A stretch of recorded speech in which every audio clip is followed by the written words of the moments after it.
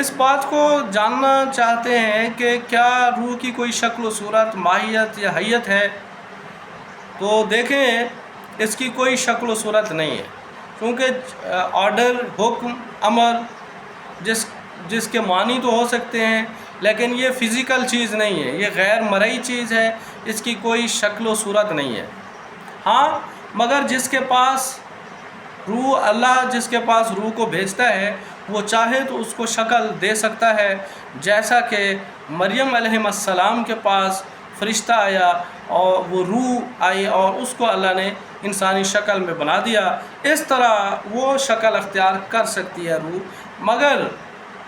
انسان اپنی مرضی سے روح کو کوئی شکل نہیں دے سکتا، جیسے کہ مختلف لوگ اس کی عکاسی کرتے ہیں، اس کی فلمیں بنائی ہوئی ہیں کہ یہ روحیں ہیں اور ان کو مختلف شکلیں دی ہوئی ہیں، تو روح کی کوئی شکل نہیں ہوتی، کوئی صورت نہیں ہوتی، یہ اللہ کا امر یا حکم ہے بس۔